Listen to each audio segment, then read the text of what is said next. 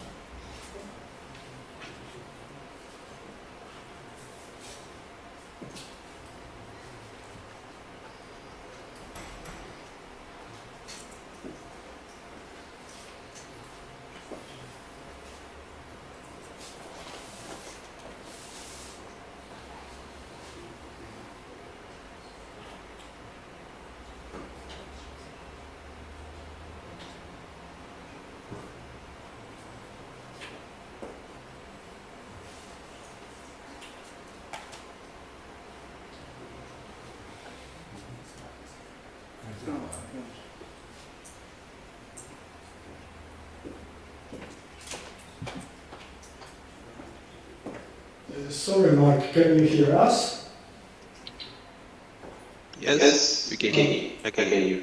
Oh, perfect. Tiago, as well? Yes, I can hear you. Sorry for the technical troubles. Obviously, we checked everything on Friday and it worked almost perfectly. The formal requirements is that during the defense, at least 2 out of 3 reviewers have to be present. If one reviewer is not present, the PhD candidate will have to also analyze calling. Hello, no? Hi, Robert. I can't hear or see anything. Sorry. And I don't know if you are in the same building where I Mark, because Mark.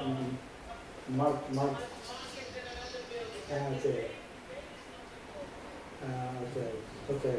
Sorry, if you cannot connect by phone as well, we will try to inform you about the result because we need at least 2 reviewers. So we will maybe try to connect with you by phone during the commission. Okay? Okay? Sorry for technical troubles. Not. Okay. So we will keep in touch with that. And we will call you. I think it will be more or less 1.5 hours. Thank you.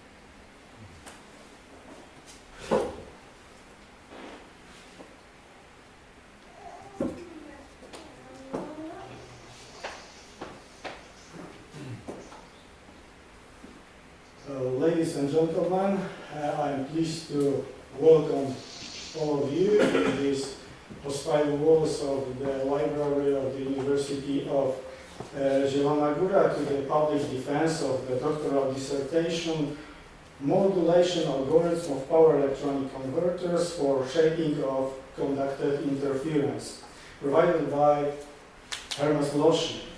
This is a unique defense as it is the first doctoral defense within the Smart Cities EMC network for training SEND project, implemented under the Horizon 2020 Excellent Science Marie Skłodowska-Curie Action Program.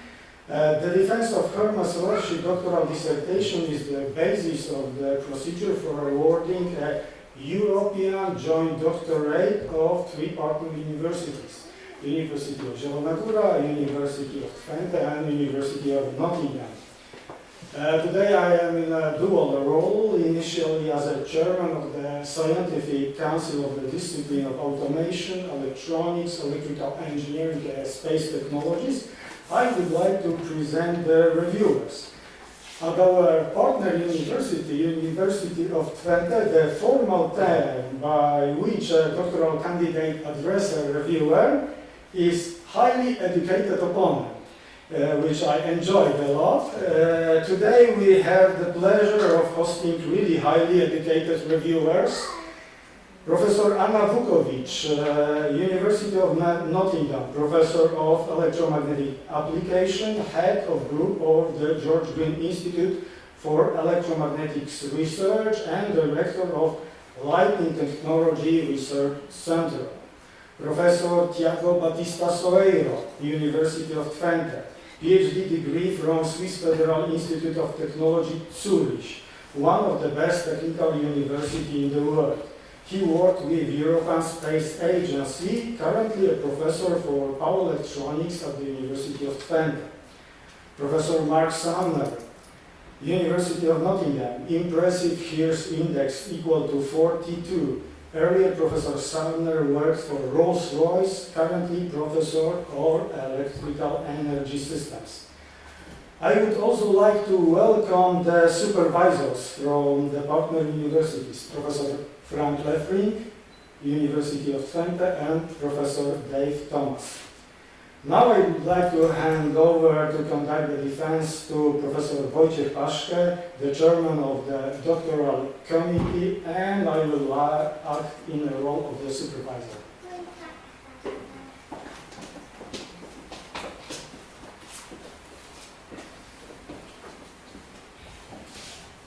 Thank you very much for that nice introduction. As was said by Professor Smoleński, I'm the chairman of the doctoral committee and will be simply responsible for steering that defense. We are starting now the public part, which is the most important. So during that part, you know, the main assumptions and thesis of doctoral dissertation of Hermes Loschi will be presented, and then of course all of you have permission to simply ask the questions. Of course, it's highly required if those questions will be, you know, highly technical and ask about some details of his thesis. But anyway, you can ask any questions, and maybe we simply can only reject some questions if they are non-proper. So I'm starting the public part, and I have to put the very important remark that simply, you know, that part is recorded, because it's important for us. We have to have the proof that there were questions, there was the defense, and there will be protocol, and everything will be provided at protocol, and all that list of presents are simply done by secretary, and who is done by Maciej Patan, who is here in the first row. So at this moment we can switch to another point. The first point is simply we have to present present Hermes Loschi, and I will ask the supervisor Robert Smoleński just to present Hermes Loschi, to tell a few words about him, just to know who that person is. Thank you very much. Please.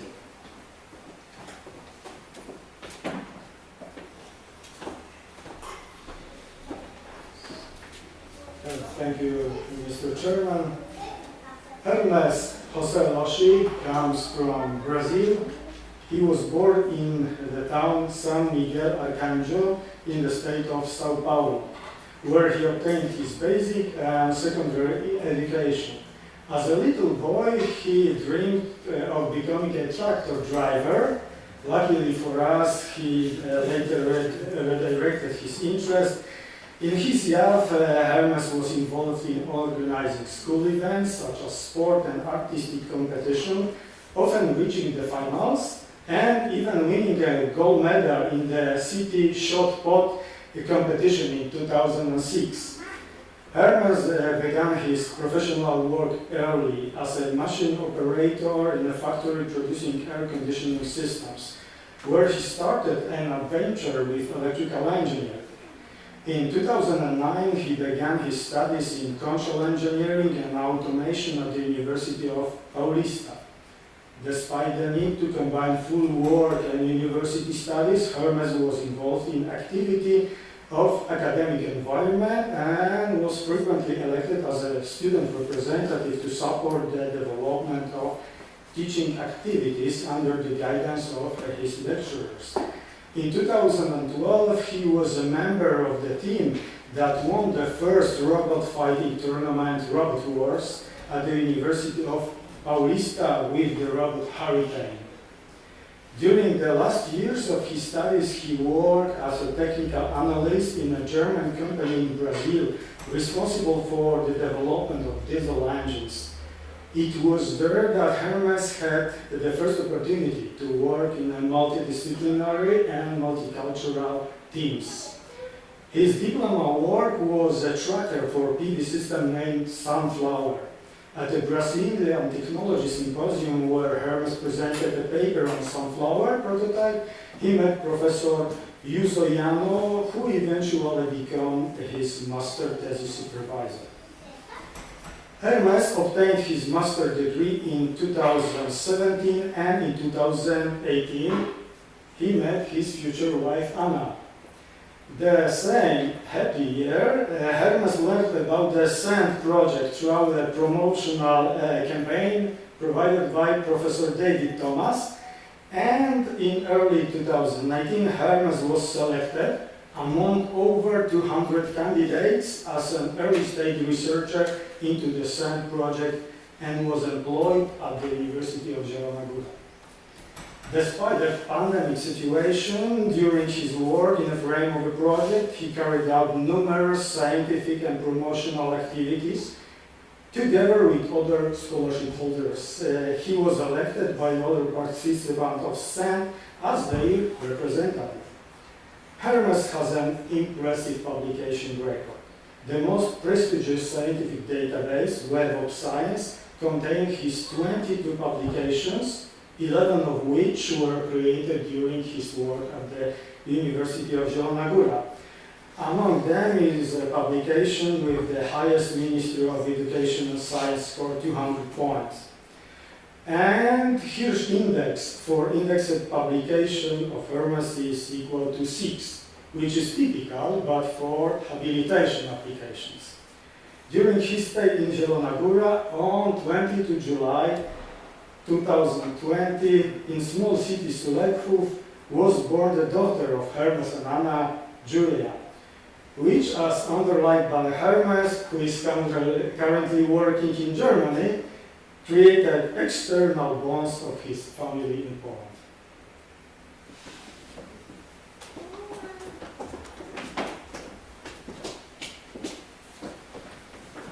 Thank you very much for that nice presentation of the professional bibliography of the doctoral candidate by the promoter. And at this moment, we are switching to the most important part of the thesis. So the candidate presents the main assumptions of the doctoral dissertations, including title of the dissertation, the main hypothesis of the dissertation, research assumptions, a brief description of the dissertation, the results obtained, and of course he will present some final conclusions. We hope that it will be a very compact presentations and simply present that what really was done during his doctoral study. Time is yours, Ora S. Let's start.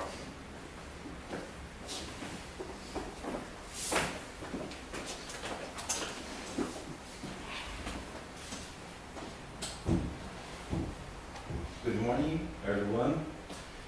Today I'm going to present my PhD thesis research, which the title is Modulation Algorithms of Power Electronic Converters for Shaping of Conductor Interference.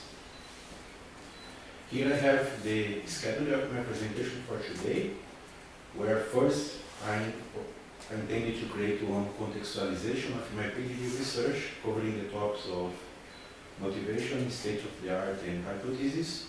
Then I'm going to present just one case between all the proposed methodologies in the thesis. This is just because of the time limitation that I have for this presentation. Nevertheless, based on this case, it will be largely possible to have a complete overview of how the pseudo-random modulation proposed. This is also true because I'm going to present some implementations based on FPGA and PXI, some EMI measurements, and also I'm going to present one case study highlighting the benefits in the adoption of the shaping approach in the context of electromagnetic compatibility between power electronic converter and power line communication system. And finally, I'm going to present the conclusion and achievements. Okay, so start by seeing the big picture and creating the contextualization of my PhD research. Here in this picture we have a classical representation of Hermes test-bench system. And looking to this picture, we can say that we have at least 4 points of investigation. So we might define the research field number 1 here, which is connected with the victim of EMI, and if we have the victim of EMI, we have the one responsible for generating the EMI, which in our case we define it as the research field number 2, where we have the control hardware and the power electronic converter.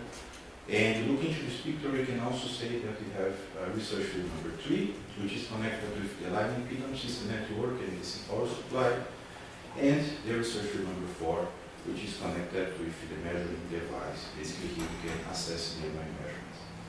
And of course, during the research that was carried out and presented in the thesis, all these 4 research fields were considered. Nevertheless, the core motivation, the central point of my thesis, is connected with research field number 2 and research field number 4. And you can ask me why, and the answer can be connected with the limits. So if you have, for instance, the CISPR 11, which is the international standard for EMI from industrial, scientific, and medical equipment, and looking to this picture here, which is about conductor emission limits, we can see that for each category or each group here, we have different amplitudes by different frequency ranges here. And when we connect this concept, when we correlate this concept with the mentioned research field number 2 and number 4, the motivation becomes to shape the EMI noise in order to provide the compliance between the EMI noise amplitude levels and the standard requirements. And when we start to investigate the state-of-the-art concerning with this research field number 2, we found the call it random modulation, or as we prefer to call it, pseudo-random modulation. And we found that it has been used such as a cutting-edge approach for several purposes, especially for EMI investigation. And this is also true from the industrial applications point of view, since you can find some typical applications considering the spread spectrum frequency modulation. And this concept here shows us that the successful implementation of a pseudo-random modulation largely depends on the control hardware used. And in this concept, in this context of the control hardware, we found in the literature the FPGA. And the FPGA has been found suitable for a multitude of reasons like parallelism, programmability, and so on and so forth. And during the research concerning this research field number 2, several questions were pointed out to the research, such as what would be the necessary coding effort to implement the pseudo-random modulation, especially because we knew that the control hardware can completely change the algorithm coding philosophy. And we show in the thesis, and also I'm going to show in the next slides how we had overcome the challenges concerning the implementations of pseudo-random modulations in fixed point processors. So we had to overcome challenges concerning the matching of fixed point numbers, lack of options to build PWM circuits, and some lack of options in arithmetic functions as well. Okay, and on the other hand, when we start to investigate the aspects concerning to the research field number 4, we basically face ourselves in EMI measurement standards. And here we have one simulation which was developed and it is presented in the chapter 3 of the thesis, which shows what should be expected in terms of spectral measurements for the pseudo-random modulation. And the traditional one, I emphasize the term traditional because here we are not considering the concept of controlling the switching rate of change, which is the purpose of the thesis. And what basically you can see here is that to have a perfect characterization of your signal, we needed to consider from the measuring point of view long dwell time values. And we knew, of course, that to increase the resolution bandwidth, it means to match the period of the signal with the resolution bandwidth, we needed to consider an narrow intermediate frequency filter, that is long dwell time values. And although considering long dwell times seems logical for a signal which changes over time, which is the case of pseudo-random modulation, nowadays there is still a debate about what should be the dwell time for DC-coordinate systems operating at low frequency range. And this is on the context of the thesis. Normally it's considered at 200 milliseconds, which is based on AC standards. And also we can say that from the testing point of view, the adoption of long dwell times can practically impact the performance of the ABC test. Therefore, based on the questions that were pointed out to the state of the art, we had defined the hypothesis, which was defined as it's possible to develop new dedicated convert control algorithms that allow shaping the spectrum of disturbance to meet standardization or technical requirements.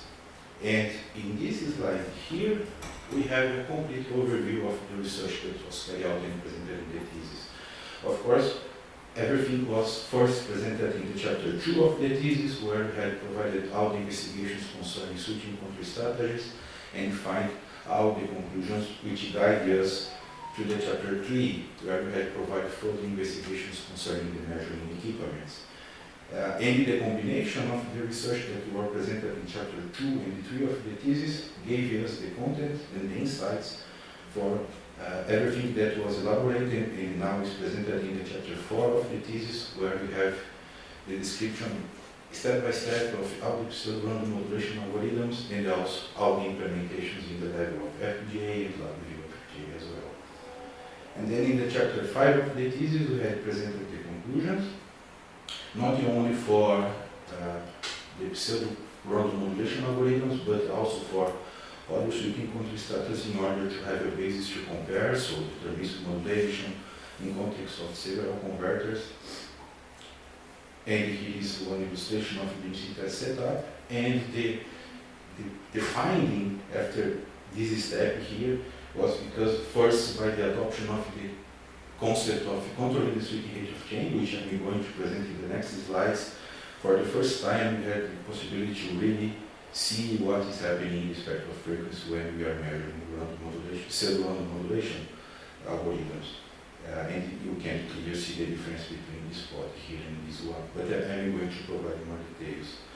Also in chapter 5 of the thesis, we have to show some benefits in the utilization of the cyber-physical platform that we had proposed here as a prototyping system in order to control the switching frequency of multiple converters, topologies, and also we had this mentioned case of a study showing the benefits in the adoption of the shape approach in the context of electromagnetic compatibility between power electronic converter and power communication system.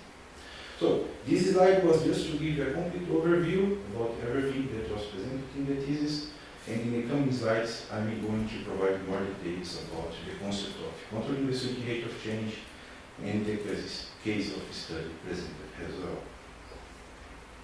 Okay, so here we are. The first step to have an understanding about the concept of controlling the circuit rate of change needs to understand the traditional pseudo-random modulation, and this is what you can see here in this blue signal.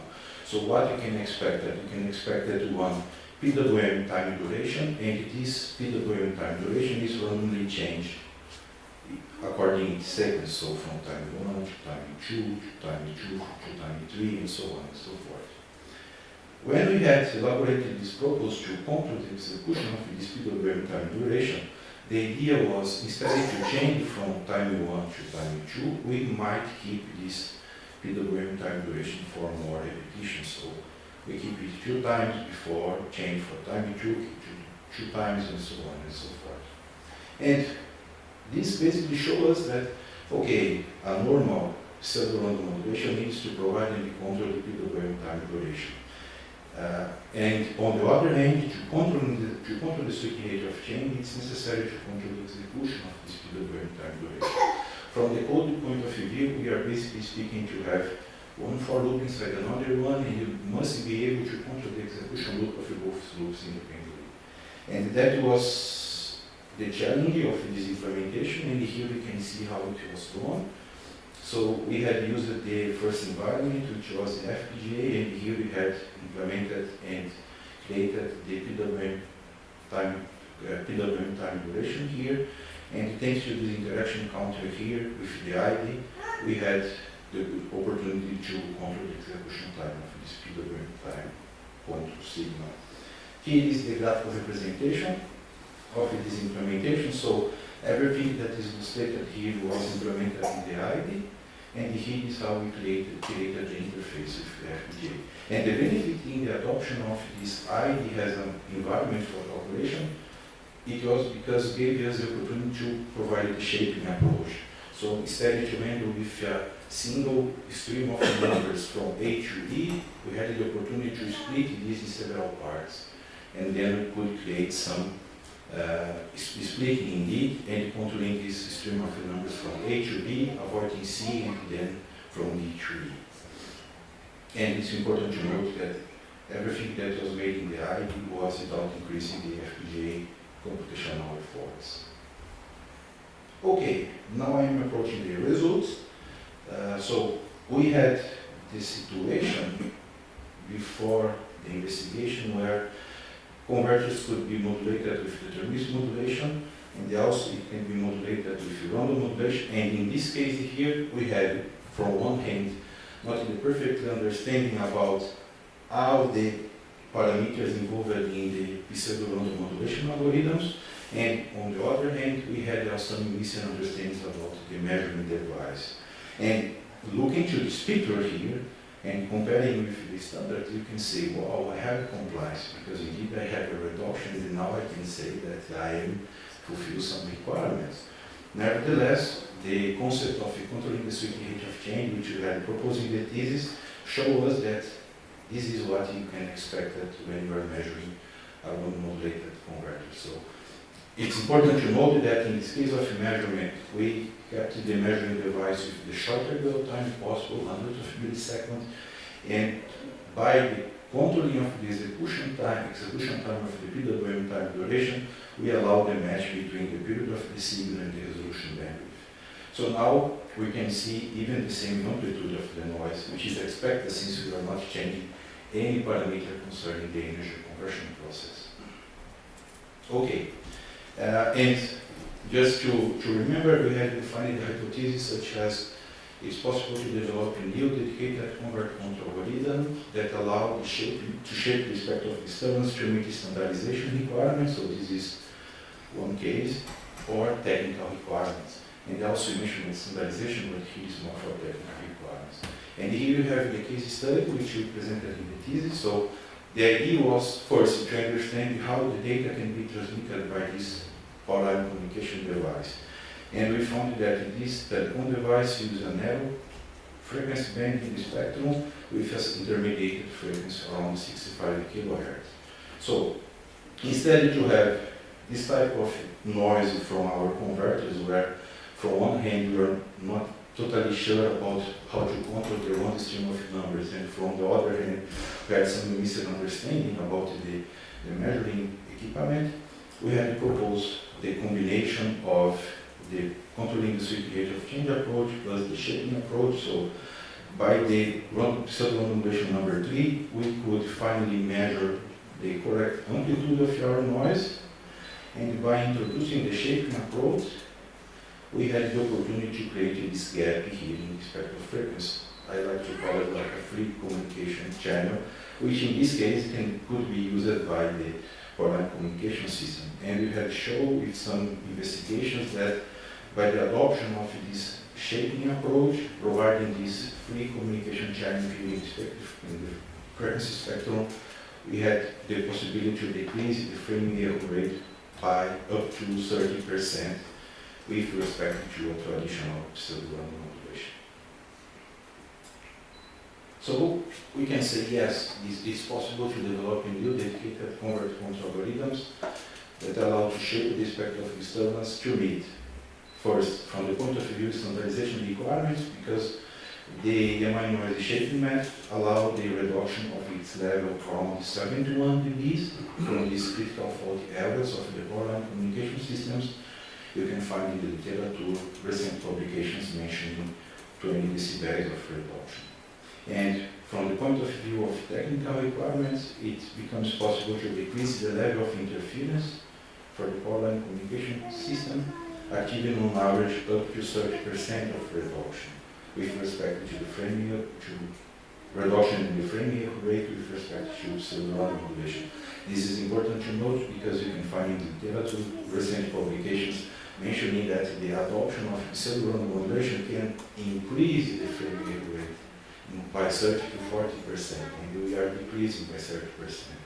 Then we can say that the combination approach between shaping plus controlling the sweeping rate of change can indeed improve the adoption of pseudo-random modulation in the context of framing rate. Okay, so that was the most important part of my presentation. I just have the last topic here, which is concerning the achievement. So here I have the achievements concerning my scientific point of view. I really like science, and I like to investigate everything from sensors to renewable energy to image processing. So these are some achievements that I have. And here is the publications only concerning the research that was carried out and presented in the thesis. So during the CENT project times, I had the opportunity to publish 6 journal papers, 2 of them in cooperation with colleagues. And also during the 3 years of CENT project, despite the pandemic situation, we also had the opportunity to provide some conference papers. And here are the conference papers exclusively related with the research that was carried out and presented in the thesis as well. Okay, so that was my presentation. Thank you very much. Thank you.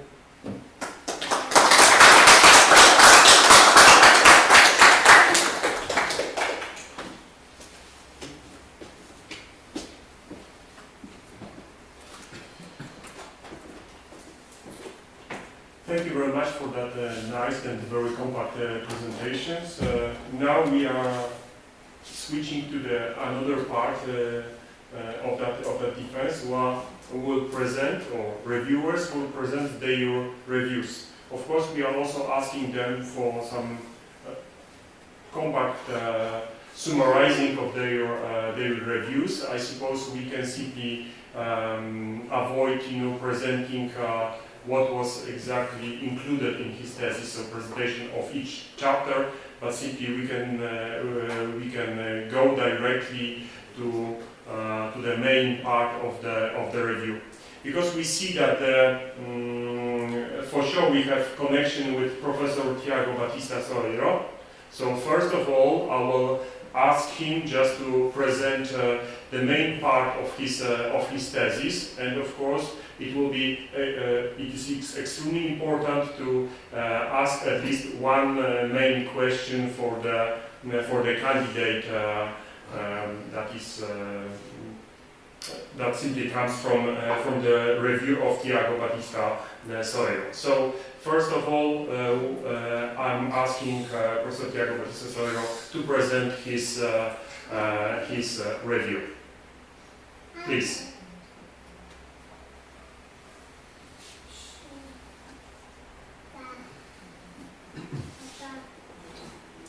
Professor Soreiro, do you hear me?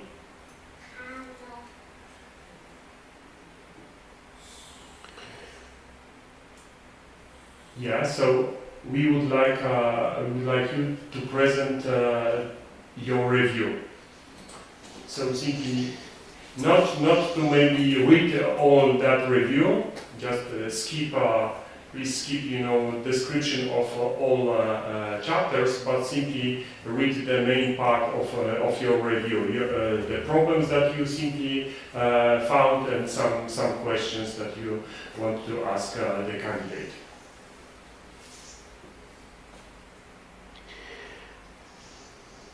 Are you guys talking to me? Yes, yes. Just because it's so difficult to hear, it's very muffled, the sound. I'm asking you to present your review. Just Okay, so you read my review, right? Yeah, but do not read the exact review. Simply you can skip description of all chapters, but simply switch to that main part of your review where you simply indicate the problems and questions for candidate. Okay? Okay. I really cannot hear you very well, and I think Mark, you have the same issue. But if I understand correctly, you don't want me to read fully what I describe what is in each chapter, but mostly my insights about the novelty of the thesis, and then come up with the questions. Right. This is what I want. Okay. So then I will start. So thank you very much, first of all, for the invitation to review this thesis. I think this thesis from Hermes and, of course, the supervisors is very relevant, in my opinion, in general, because polytronic EMC, they are definitely extremely important for the development of society that rely in energy, electric energy. So the thesis goals was to research and develop new dedicated power converters control algorithm that allow shaping the spectrum of the inherently generated conductive electromagnetic interference, or EMI, to meet standardization or application technical requirements. A methodology is proposed to control the switching rating of change of DC-DC converters, but of course not a limit to it. Using the pseudo-random modulations, which can achieve a suitable EMI management. For validation of the study, a national instrument controller with programmable FPGA hardware is used as a cyber-physical platform for fast prototyping. The engineer tool enables the necessary EMI investigations for the proposed pseudo-random modulation converters. A case study of this converter is used for show flexible implementation and validation of the proposed concepts. Based in the contributions, as I just listed, I also questions here, for instance, how much is the topic of the thesis relevant and up to date.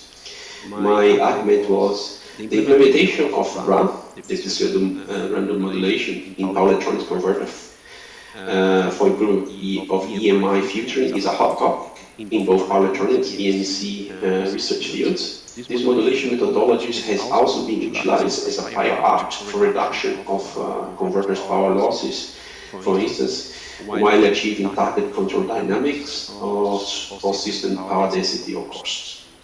And to achieve a flattening of power efficiency curves as function of processing power, for instance, for improvement of solar inverters, California or European efficiencies metric. Or consumer electronics like Energy Star as using consumer electronics and to improve control dynamics in transient operation. particularly from the EMI filtering challenge point of view, which is also the focus of this thesis. The key research effort is typically given on shaping the harmonic spectrum of the converter-generated EMI noise, and design guidelines to implement the run technique and the most sought research questions. The doctoral thesis complement well all the developments found in the literature, so therefore relevant and important. Another question I put it, are the methods applied in the report investigation original? And then I said, all in all, the author investigated and proposed a run control algorithm with handle steam based on different methods. The detailed FPGA implementation and benchmark of each study methods are given. Although run method exists previously to this thesis work, the main novelty of the proposed development lie on the identification and selection of the most suitable random stream method for the problem at hand, and its necessary modifications for implementation in a fixed point processor. It's the opinion of the reviewer that this constitutes original and relevant work, particularly the contribution towards the combination of the proposed run method and FPGA implementation, and the detailed EMI test bench development and present experimental measurement that verifies this study. What are the value of the research? I think the doctor thesis has undoubtedly contributed to research on control power electronics converters with its optimizations and implementations approach with the concept of the RAM. Particularly focusing on conductive EMI, noise attenuation, he uses several scientific articles in the field that is being peer-reviewed, so it's already also the value has been identified by others, reviewed by accepting the papers that he had written. The knowledge derived can be explored in other converter design metrics to optimize converter power density, efficiency, dynamic, and performance among others, therefore relevant for future works as well.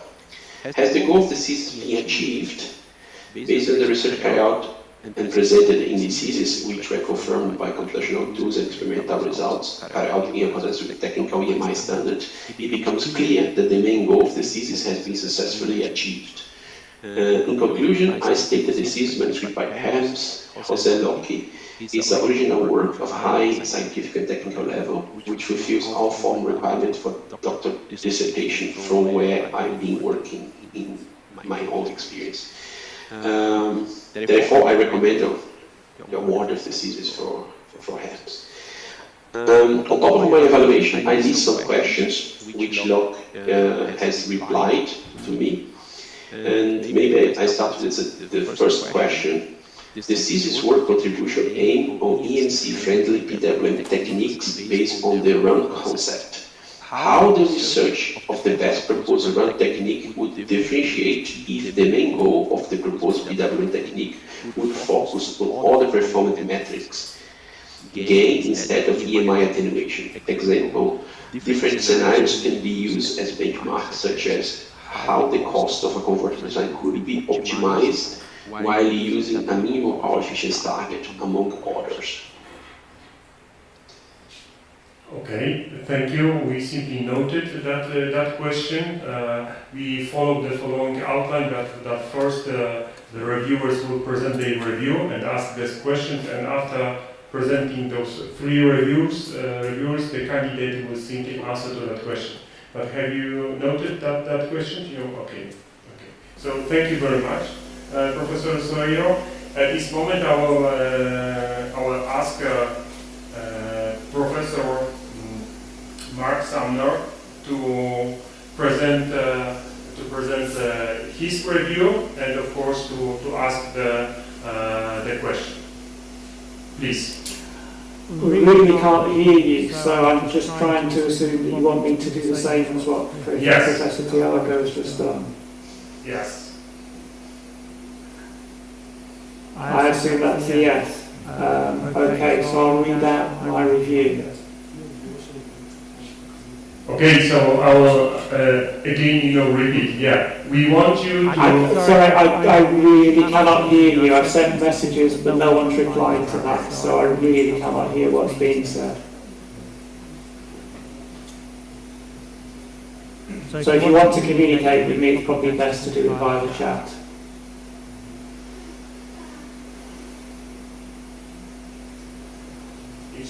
can confirm that. Simply we want him to present. Okay.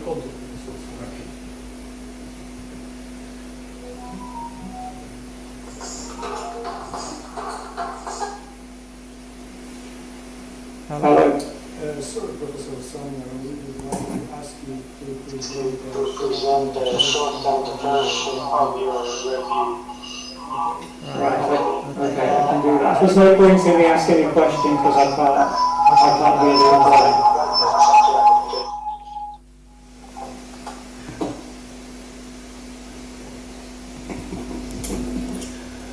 Okay, so my review was a lot shorter. So this PhD thesis describes an investigation into the conducted electromagnetic emissions for a DC to DC converter.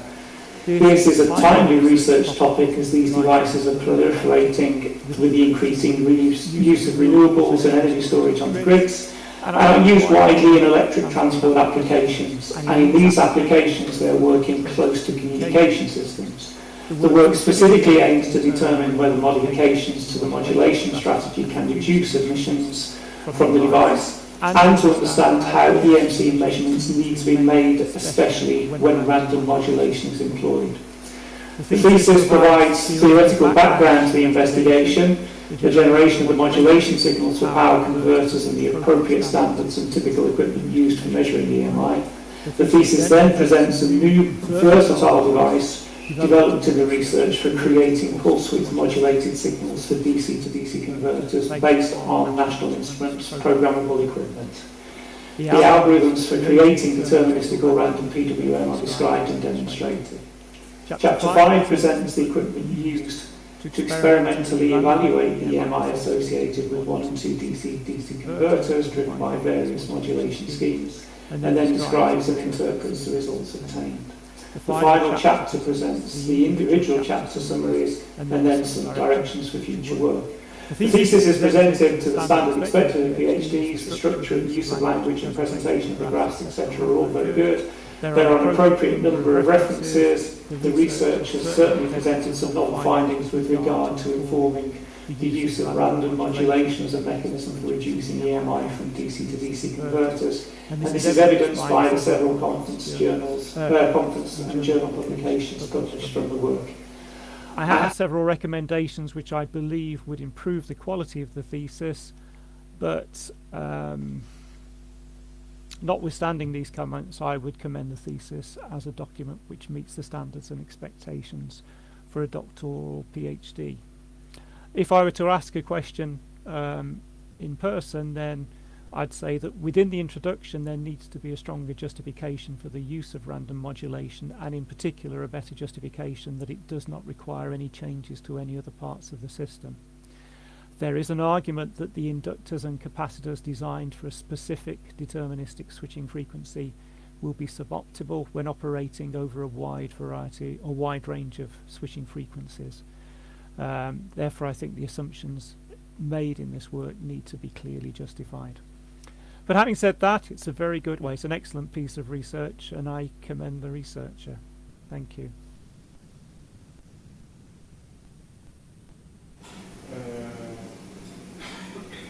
So finally, we have to present the review of Professor Anna Vukovic.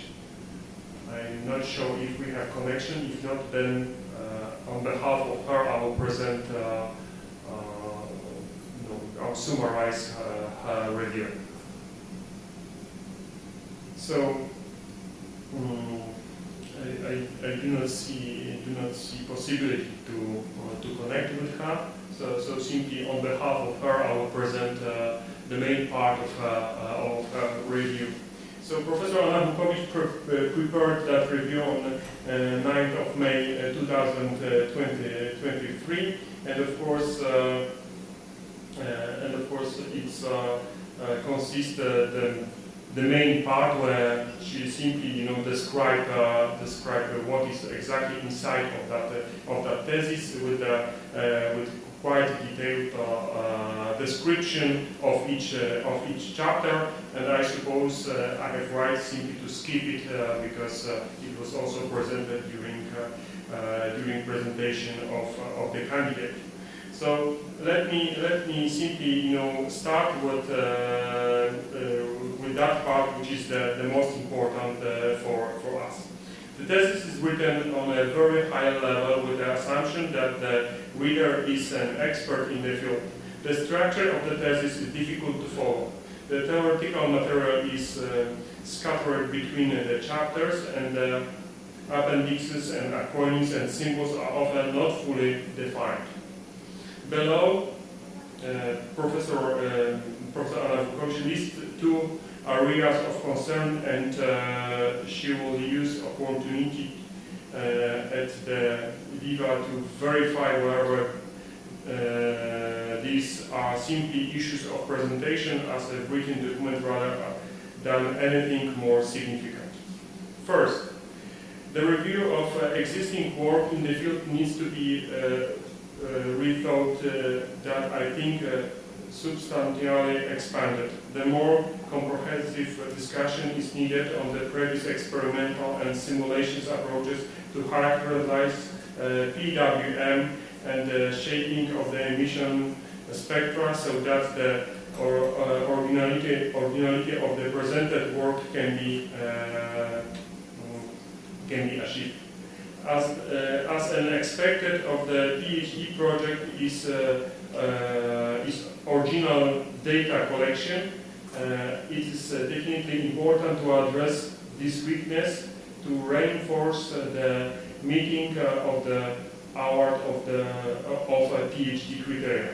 This will be provided at the Viva. Throughout the results sections, chapters 4 and 5, she would like to clarify which results, if any, replicate existing published work and which are truly innovative. So also it is not obvious how the results are validated and how they compare with the published literature. This will be probed at the Viva. The main questions that thesis aims to answer is: it is possible to develop new dedicated converter control algorithms that allow shaping the spectrum of disturbances to meet standardization or technical requirements. Chapter 5 shows that shaping of the spectrum using a dedicated converter control algorithm that uses national instrument PXI and FPGA with a fixed point processor is possible.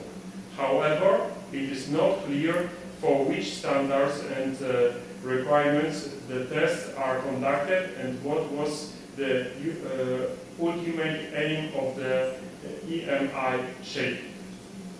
And the final statement is as follows. The candidate has published a large number of conference papers and 3 journal publications on this topic. Notwithstanding the above comments, I consider that the proposed work meets the formal requirements for the doctoral degree, and I propose that the thesis is admitted to the public defense.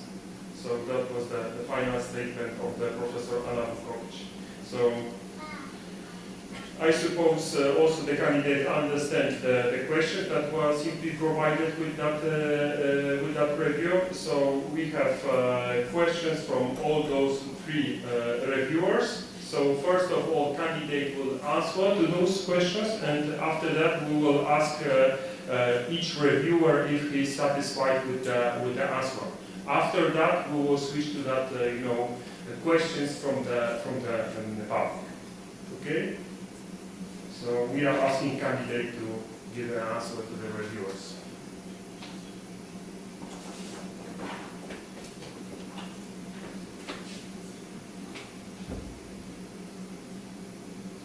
Okay. Thus, I would like first to address the question from Professor Soeiro. We had mentioned in the thesis that one concern throughout the performance of the research was the properly monitoring and observation of all the aspects concerning the converter itself. Since we are more looking to the switching country strategy instead of further improvements in the hardware. And in the context of how the converter design could be optimized, we had mentioned in the thesis, especially in the chapter of future investigation, that one situation, considering the converters modulated with deterministic and random modulation, can be first the assessment of switching, decreasing the switching frequency. It's a very interesting topic because it will indeed increase the filtering needs as it needs more inductance and capacitance to keep the same level of ripple. And in this sense, we basically need more inductors and capacitor and to increase the curse of the converter. And at this point, we can say that one very interesting investigation would be to decrease the switching frequency of one converter modulated with deterministic modulation, and assessing, of course, the reduction of the switching loss. And for the same reduction, let's say from 30 kHz to 10 kHz, we randomize. And then we have some further investigations. And in this line, also one possibility for further investigation could be the analysis of the cooling device size. Since if we imagine the reduction of losses, we can imagine that the cooling demands are also reduced. However, as mentioned in the thesis, this commitment, when used pseudo-random modulation, needs to be further investigation and would be for sure an interesting point of investigation, since there is no longer a single switching frequency more. Yeah, so that is basically 2 points that we could consider as a starting point to investigate how the utilization of this pseudo-random modulation could influence the design the converter. And that is my proposed answer for Professor Soeiro.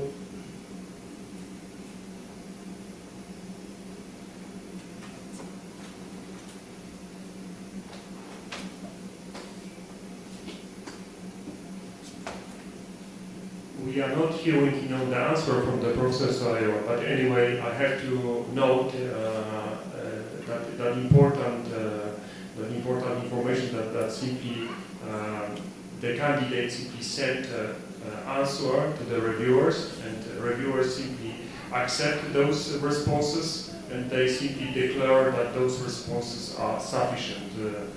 So we have to assume that simply they are satisfied with the response. But of course, we will wait for the response via chat if possible.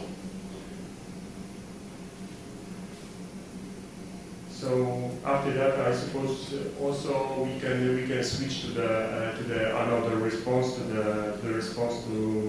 the questions given by Professor Mark Sander.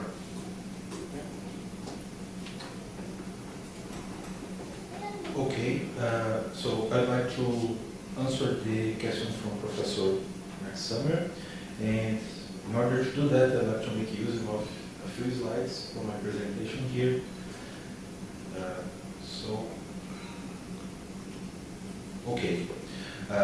Of course, during the research that was carried out, that is presented in the thesis, we had to consider some assumptions.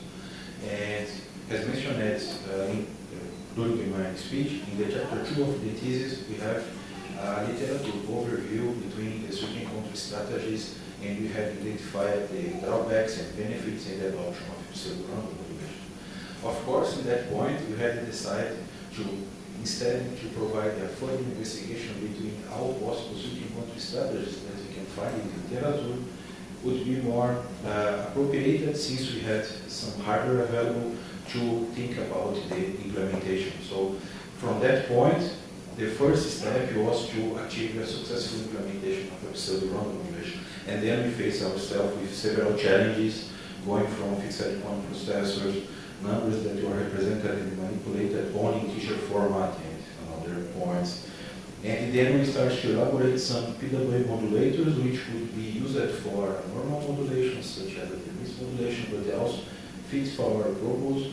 And most of the research that was performed was in terms of how to indeed implement and match these range of numbers. So we started from generating the random stream of numbers, then provide some matchings between the assumed PWM build that we like to have, and then providing the final round stream that corresponded to the range.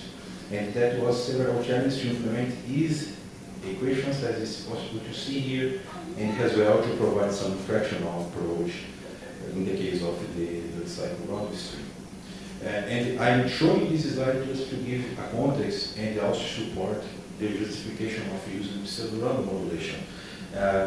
So we can state that these techniques that were presented, for instance, in the chapter 4, were based on the idea of spreading the amino acids without modifying any critical parameters of the converter, such as efficiency, energy density, cost of the components, or even reliability. Thus, we thought, okay, these software-based techniques, such as random modulation approach, can be one alternative to traditional hardware and filtering techniques, since they do not incur any additional devices or components. And also, as mentioned by Professor Mark Sumner, it can be argued that inductors and capacitors designed for a specific switching frequency, that is for frequency modulation, will be suboptimal somehow when operating a larger range of switching frequency, and this can be also thought to be connected with the idea of decreasing the switching frequency, which would not happen with the adoption of pseudo-random modulation. So the final statement in terms of the justification for utilization of pseudo-random modulation can be understood by this phrase that although the implementation of PWM control techniques has been subjected of research over the past decades, only through the hardware implementation it's possible to scale this coding effort. And that was the biggest assumption of the thesis, how to overcome all the challenges concerning the algorithm coding philosophy in terms of fixed point operations, matching the range of fixed point numbers, lack of options for building the PWM hardware sequence, and limitations of arithmetic operation as well.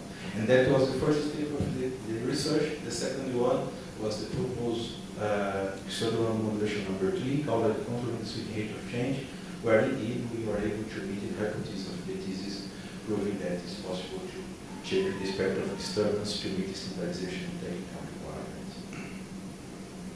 And that is my proposal so far. The question from Professor Maxwell.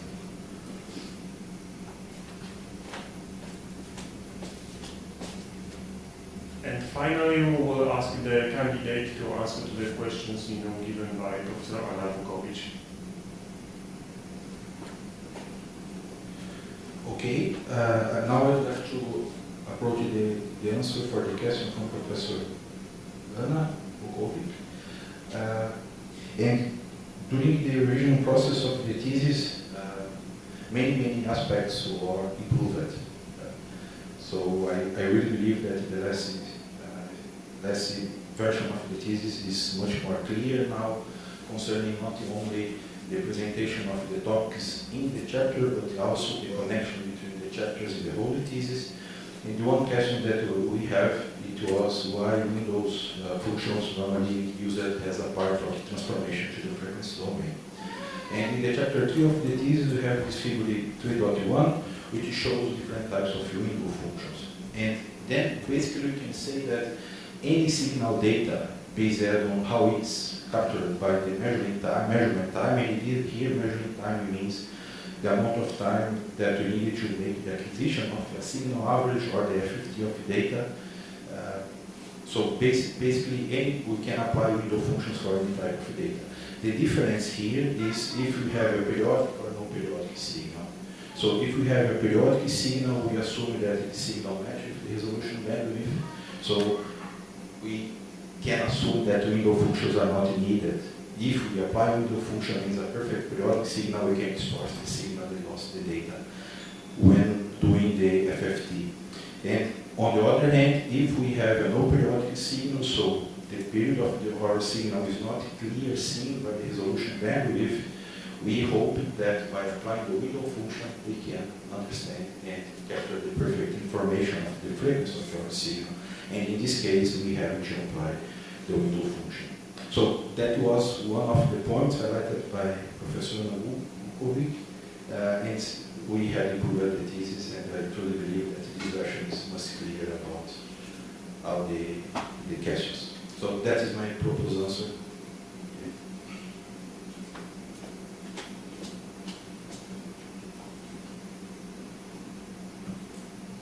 thank you very much to those answers. But anyway, to fulfill all formal requirements, we have to ask the reviewers who are simply connected to confirm or to declare that they consider the doctoral candidates' responses are sufficient and they are satisfied with those answers. This is extremely important. So I will give the voice to the reviewers just to confirm that.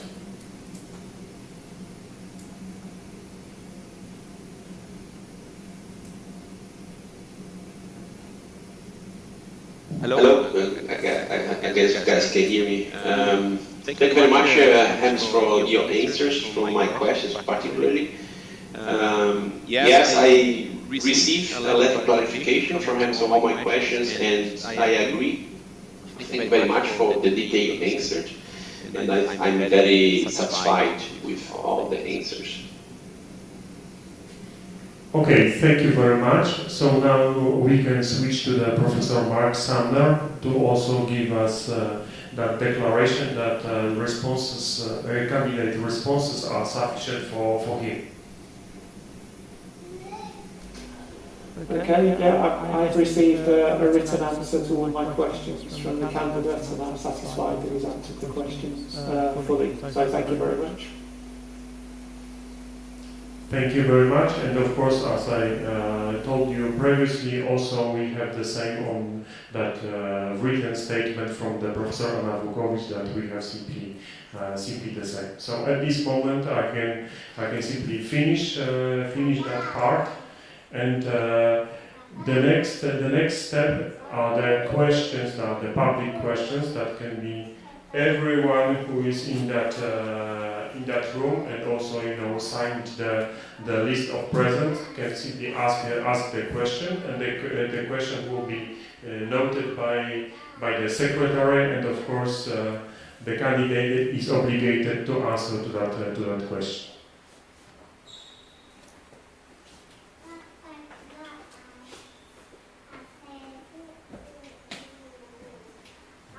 So, is anyone to ask the question? Okay, please. My name is Piotr Brzezinski, University of Zielonogórski. I got just two questions for you. First, what was the most difficult for you when you implement those techniques in FPGA? And the second question is, what do you think it is possible to implement this technically in other environments? Thank you very much for your question. And well, I'd like to answer it, also making use of one slide that I have here. So trying to answer the first question, I think the understanding about how to generate and control this long stream of numbers were quite complex, because it was for me from the beginning of the research a new coding environment, despite the fact that LabVIEW is a graphical language, so it should be more easy for engineering, but to approach this in level of fixed point operations and develop it inside the FPGA demands quite a long time, and also to understand the randomization range. Because the first idea was, okay, let's randomize it as much as we can in frequency, but then we start to affect the output voltage and quality issues of the converter. So that was very difficult, and we had struggled a lot. Several colleagues and professors helped me in this, and then we had presented these conference papers and shown papers as well. And concerning the future applications, I really believe that this approach must be more and more investigated, especially if you allow me to back a few slides here. Okay, especially the shaping approach, because then we can expand this research thinking in the context of any device that needs the frequency to communicate and it needs to operate in an environment with power-to-D converters. We can start to further investigate. So how can we shape and make still keep the operation of the polytonic converter, keeping the same energy conversion process, but allow some freedom in the spectral frequency to be used by the telecommunication device. So yes, that is one point which can be used for inverters. I truly believe it's needed research, but can be applied for inverters, and then have a huge range of applicability for investigation. So basically here we are speaking to be friendly with the spectrum of frequency. So the converter wants to be friendly and not interfere with the communication device. So it's an interesting point that needs to be further investigated. So that is my proposed answer for the question. So are you satisfied with your... What do you think? Can you find better platform than FPGA to implement this technique, or FPGA is the best? I really believe it's possible to have alternatives for this. The FPGA was indeed the platform that we had available, but nowadays you can even play with some cloud platforms or interaction between hardware and cloud configurations, which can be more suitable as well. There is always a drawback between how powerful is the control hardware for the function that we need. This is also a debating. I believe that some other controllers can play this function properly, yes. That is my proposal answer. Thank you. Are there other questions? Please. Bartłomiej Czulikowski, University of Zielonogórski. First of all, thank you very much for your interesting presentation, and I would like to ask you about this shaping technique. I mean, is there any price that we have to pay for achieving this nice result? So, is it something like that you get some advantage at one point, and of course you have to pay with another? Thank you very much for your question. Yes, this is a perfectly and precise statement. We figured out during the research that not only for the shaping approach, but also for the concept of randomization, you have to keep this randomization range as short as possible. So we defined it in the thesis in terms of percentage. So like 5% around the fundamental switching frequency, up to 7 to 8%. In this frequency range, we had some measurements, and also it's possible to find in the literature that when you are keeping this randomization range shorter around the fundamental frequency, there is no distortion in the RMS value of the input and output voltage of the converter, for instance. So you improve the compatibility point of view without disturbing too much the power quality. And if you start to increase this randomization more and more, you start to have more inputs in the output, which can be a drawback from their perspective from the converter. So if I want to mention the price is to care about the randomization range, should be as short as possible.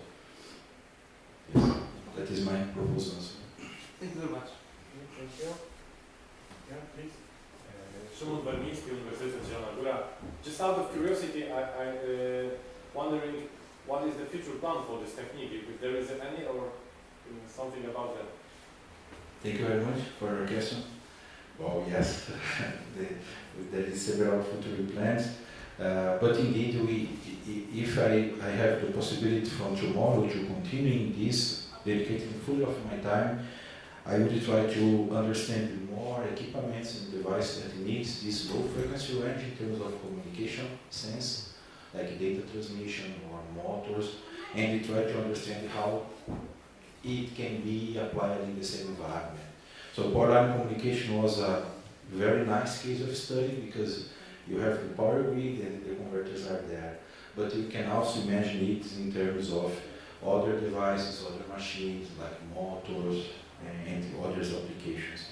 So up to this stage, everything that needs to operate in the low frequency range, we can imagine the successful implementation of this shaping approach, but for sure it can be expanded for more applications and, let's say, for automotive environments, for instance. This is one possible application also. Yeah, thank you. Thank you. Krzysztof Soznański from the Uniwersytet Zielonogórski. Did you compare the energy of this both signal, total energy. Thank you very much for your question. The comparison of the power density, if I understood the question properly, or For me, it's enough energy. okay, yeah. Indeed, in the thesis we has a premise for comparison the output and the power density for a converter with deterministic modulation, and then we had to observe that for a period of time you have amount of switches, let's say 10, and then when we had developed all these pseudo-random modulations, we had ours provided the observations of the numbers of the switchings to keep the same as the reference, which was the deterministic modulated converter. In this way, we assumed that the energy conversion process and the power density would be approximately the same by keeping the same number of the switchings. So that was the approach we adopted during the implementation of this pseudo-random modulation. Okay. Is it okay? Okay. Other questions? Okay. I'm Ramadi from University of Zielonogórski. My question is, which kind of power line communications, like you make your test, like G3 or prime, and also like if it was one kit or it was different kits when you were doing your experiments? Thank you very much for your question. Indeed, we used just one kit. It was the GP3, GP3, perfect, yes. And we used this kit, and that was the hardware used for all these case study investigations. Thank you. Yes. Any other questions? Still, we have some time, you know. This is the defense. Let's not answer to those questions that we want to ask. Maybe sometimes even not directly connected to his thesis, but maybe more general in a way.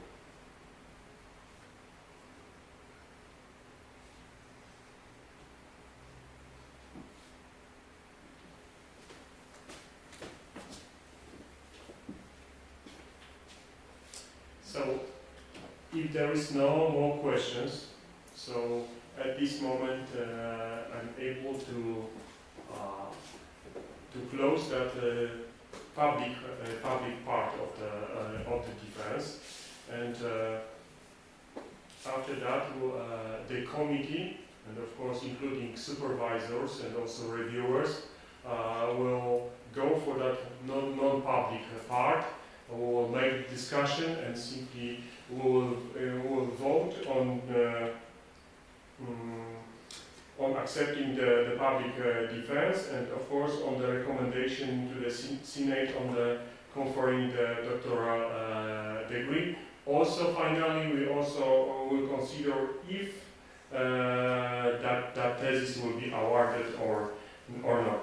After finishing that part, of course, we will again start that public part, and we will present to you results of our voting and our decision.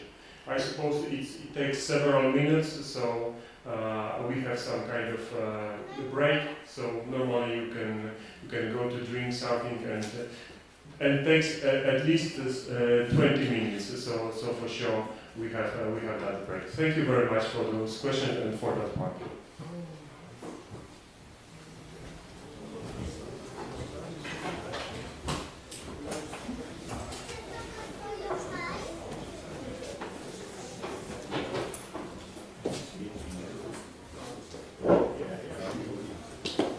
Obviously, we will meet again at the same room where those results will be presented.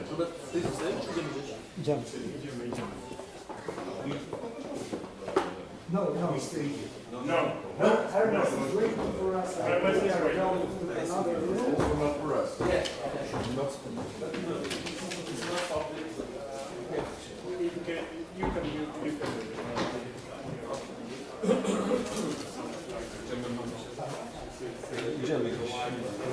I don't know. The decision will be simply opposing your voting, yeah? Yeah. Adam, yeah?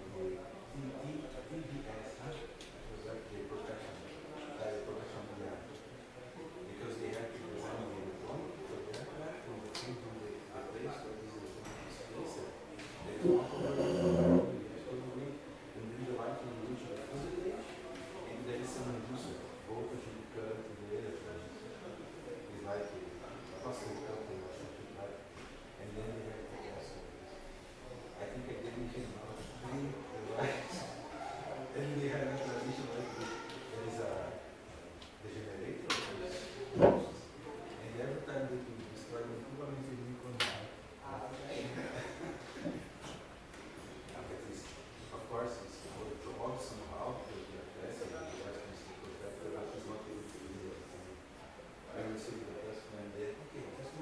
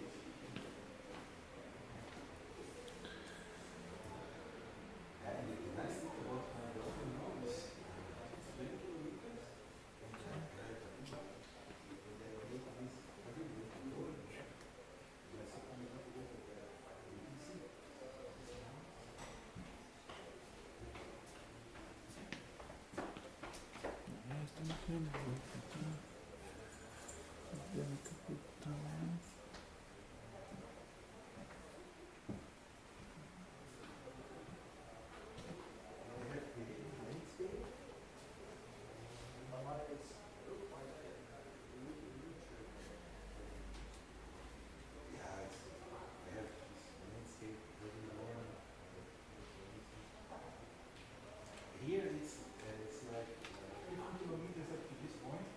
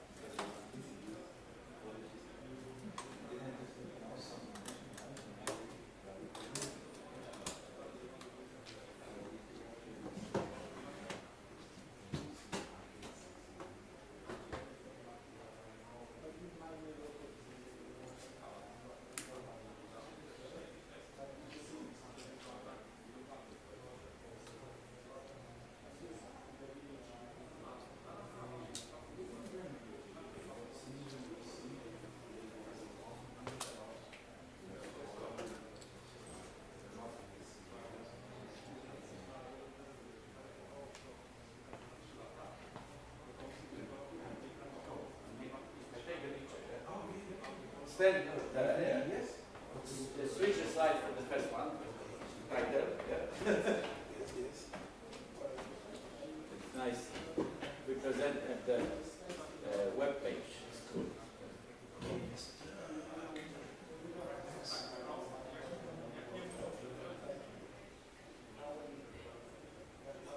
First.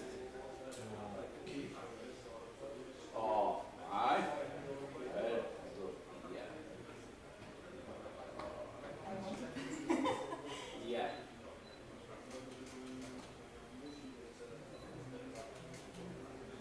Thanks.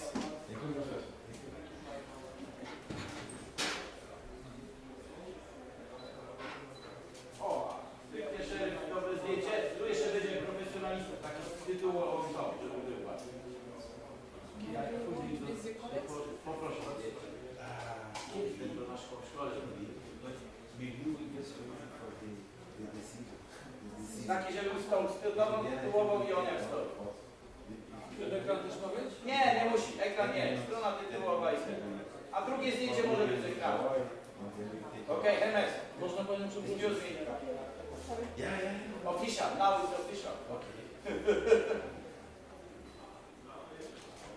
A jedno może być z ekranu. I może stąd widać tytuł, żeby było widać też tych promotorów. Tak na wprost, o. Z ekranem może być.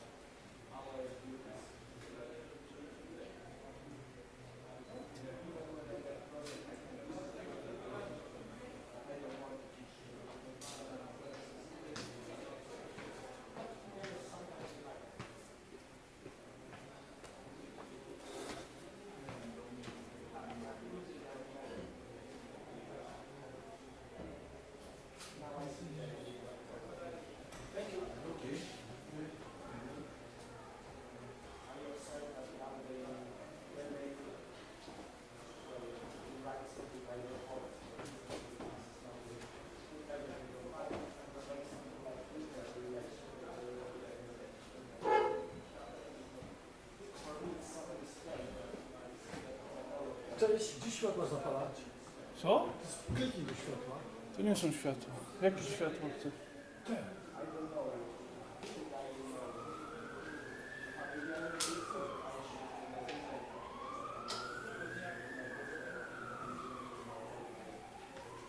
Dzięki.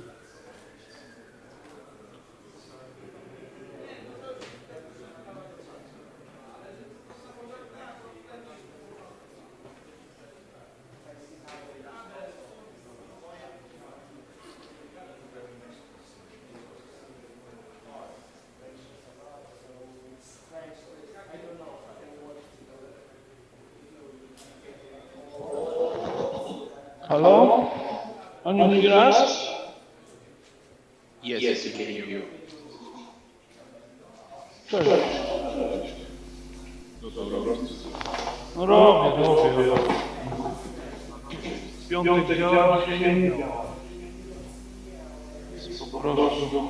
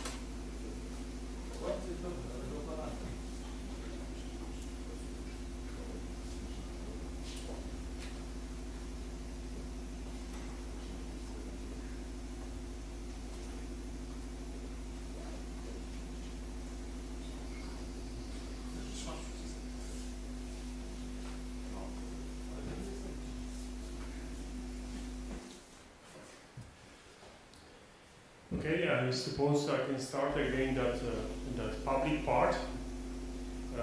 We already finished that non-public part. During that part, we had three votes, three voting. The first vote was on if we accept the public defense of the candidate. There were 5 members of the committee. One member wasn't present. So simply 4 other members of the committee simply supported that decision. So there were 4 votes for that we simply accept the public defense of the doctoral dissertation.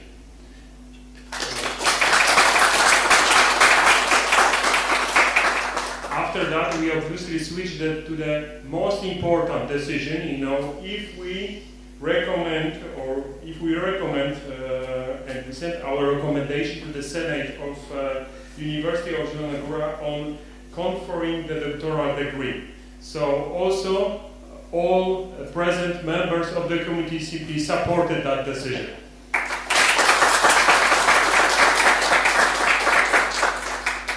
And finally, we debate on the awarding this PhD thesis because in the review of Professor Soeiro, he simply put the note that it's a quite outstanding PhD thesis and it should be awarded.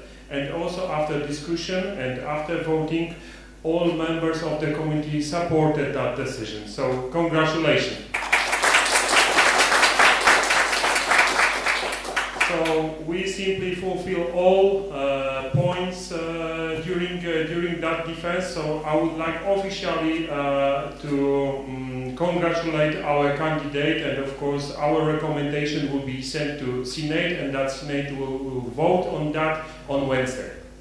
So, Hermes, please come.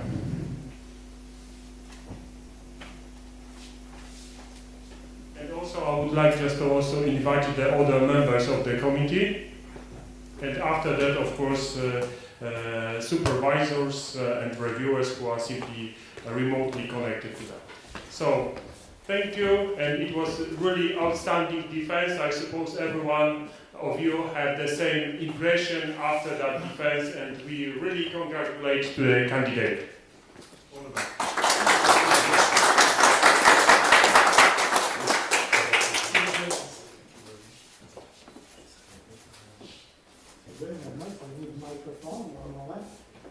Hermes is a good scientist, but nice person as well, which is not less important even.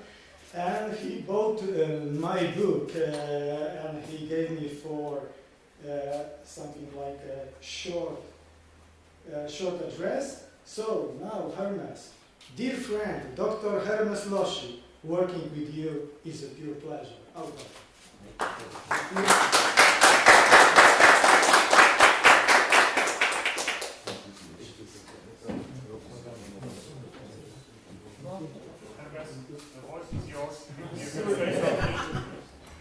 Well, I just like to thank you all the supervisors, thank you all the professors in the committee for all the hard work, all the colleagues. They are not all the colleagues here from the Center projects, from the doctoral project that helped me a lot in the research ideas. Marco for organizing all the staffs, coordinate all the bureaucracy involved. All the friends in these times that have been living in Poland that support me. Justina is here, helping us a lot with Polish language. University of Zielonogórski, University of Nottingham and Twente for all the support. And my wife, probably she's caring about my daughter. She's in nap time, I think now. So yes, just say thank you. Piotr, thank you very much for all the support in the lab. So thank you all.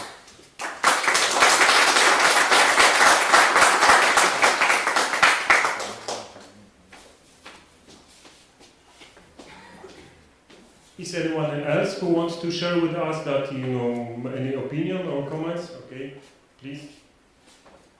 Please, Robert. As I mentioned at the beginning, Hermes Defense is first step in awarding so-called European Joint Doctorate. It's a very rare occasion that the quality requirements on three very different universities agreed for common rules, for common requirement for awarding PhD degree. It's only 3 projects out of 36 Marie Skłodowska-Curie project who signed the agreement. And we here have the common diploma already signed by rector of the University of Twente. Now it will be provided to rector of University of Zielonogóra to award Hermes, first in our program, European Joint Doctorate.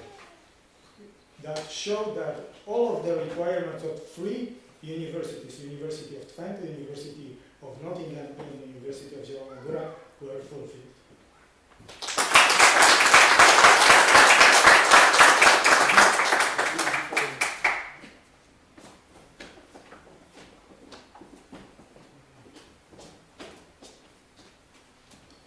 Okay, I suppose that's all, or is anyone who importantly wants to say something?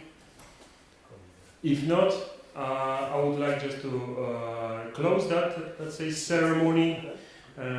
Thank you very much for attendance of that defense, being here for those 2 hours, and hope that there will be next defenses in the near future. Thank you very much to all of you.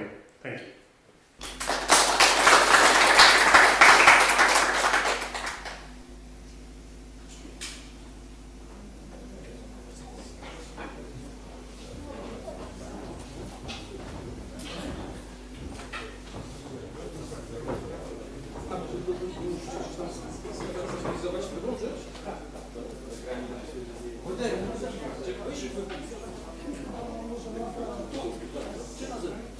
So, dear reviewers, do you still hear me? Okay. Okay, so this is the end of ceremony. Thank you very much for being here and also being remote. Thank you guys. Have a good celebration. Okay. Enjoy. Bye bye. Kiedy ja się mogę